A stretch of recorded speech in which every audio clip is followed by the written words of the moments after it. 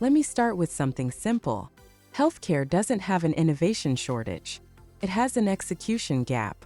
Every country we look at, developed, emerging, hybrid, has invested heavily in digital platforms, analytics, telemedicine, infrastructure. And yet outcomes continue to escalate in cost and complexity. What's missing is not more dashboards. What's missing is daily behavioral execution. Briea was built to address that gap. Not as another product, not as another app, but as execution infrastructure. And that distinction is important for what we're going to discuss today. The numbers are staggering, and you know them.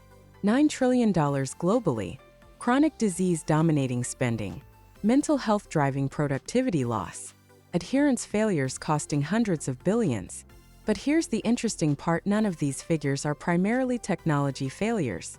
They are behavioral failures at scale.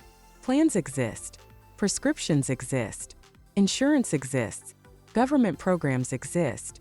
The execution just does not sustain. That's where we saw an opportunity not to compete with the system, but to strengthen its weakest link. If we strip healthcare to its fundamentals, the leakage happens in predictable places. Doctors prescribe but cannot enforce. Hospitals discharge but lose continuity. Insurers reimburse but cannot influence daily behavior. And that's not a criticism, it's structural. Healthcare institutions are not designed to follow individuals every day for 365 days a year.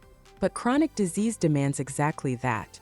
So the question becomes, who owns the space between clinical interactions? Briea was built to live in that space. We are very deliberate about how we position Briea. We're not competing in the wellness app marketplace. We're not another telehealth layer.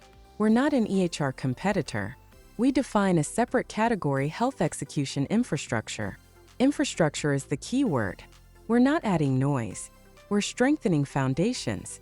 If execution becomes predictable, outcomes become predictable. That's the structural thesis.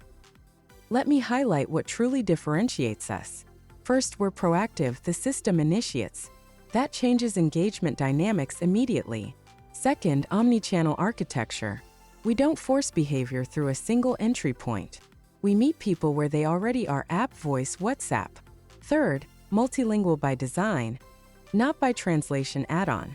Fourth, full spectrum coverage. Health isn't siloed, so we don't build in silos. And fifth, this is critical, we don't just remind. We confirm. We follow up. We escalate. That's execution logic, not notification logic. Our AI stack is built around action, not conversation novelty. The agentic layer monitors triggers and milestones. The generative layer ensures personalization, empathy, clarity. So when a patient misses medication, the system doesn't just ping once. It follows through intelligently. It adapts tone. It escalates only when needed. This is orchestration. And importantly, it scales without adding human labor linearly. One thing we've learned: healthcare reimbursement structures differ greatly, but human behavior is remarkably consistent. Whether you're operating under value-based care in the US, public national systems in Europe, hybrid systems in Asia, or rapidly growing emerging markets, adherence drift is universal. That makes execution infrastructure globally relevant. We are not dependent on one reimbursement model. We align with them all. If engagement drops, ROI disappears. That's the brutal truth in digital health. So we architected for adoption first. WhatsApp and messaging first regions. Voice for elderly populations. App for digitally fluent users. We don't demand behavioral change in how someone interacts with technology. We adapt to their existing habits. That single decision dramatically improves retention curves. Language diversity is underestimated in digital health strategy. If someone cannot comfortably interact in their own language, adherence weakens. For government scale or enterprise scale deployments, multilingual infrastructure isn't a feature. It's market expansion leverage. This is where partners in each country gain serious penetration advantage. You're no longer limited by linguistic fragmentation.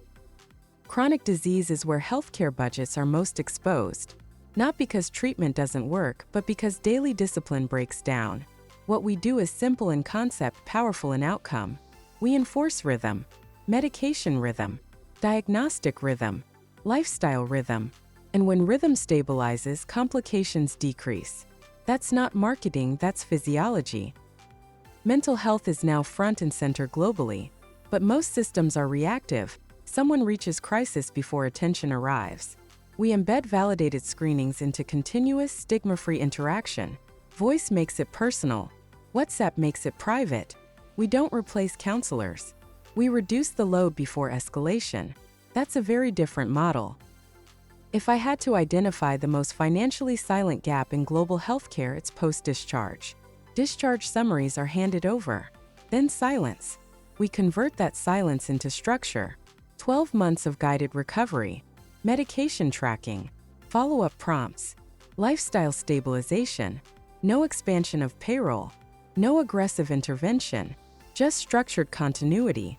And hospitals immediately see the operational logic of that. For insurers, this conversation is about risk stability. Chronic instability drives volatility. When medication adherence improves, complication rates statistically decline. When screening participation increases, acute events decline. We're not asking insurers to gamble on engagement. We're offering measurable behavioral stabilization tools. That shifts underwriting confidence. Pharma executives understand one thing clearly: persistence equals revenue stability. When therapies are discontinued early, everyone loses: patient, physician, and company. We provide compliant, structured, AI-driven therapy reinforcement. We don't touch prescribing decisions. We simply reinforce follow-through. In many markets, that is an untapped advantage. Hospitals are under staffing pressure globally. Care coordination is expensive and labor-intensive. We act as a digital extension of discharge planners. And because we're multilingual and omni-channel, outreach is inclusive. Hospitals maintain continuity without increasing headcount. That's operational leverage. Corporate leaders increasingly understand workforce health is productivity insurance. Burnout, chronic illness, and sleep dysfunction are macro risks. What they need is not another gym membership subsidy. They need ongoing reinforcement infrastructure. That's where we become compelling. Governments struggle with scale. Policies are announced. Campaigns are launched. Behavior fades. We provide execution at citizen scale without building massive new bureaucracies. Voice and WhatsApp are low-cost distribution models. For public health leaders, that's very attractive. Most digital health vendors fight for feature comparison. We don't. We position at a structural layer. Once embedded as execution infrastructure, switching costs increase. And that's an important strategic conversation for any country partner. This is where it becomes interesting for you. You're not reselling a point solution. You're introducing a new infrastructure layer. Multi-vertical entry, recurring revenue, white label flexibility. Hospitals today, insurers tomorrow, government next year. Execution infrastructure compounds. Because Briea is horizontal, growth is not linear. Each sector entry opens another. Once integrated in hospitals, insurers find value. Once embedded with insurers, corporates follow. As a national partner, you create ecosystem gravity. This is long-term platform leverage. Healthcare will not slow spending, but the systems that introduce reliable execution infrastructure will lead the next phase of digital health. We're not asking you to take a leap of faith. We're inviting you to lead a category introduction in your country. If this resonates, the next conversation is simple. How do we structure partnership in your market? Because execution at scale is the next frontier. And we believe you should own it locally.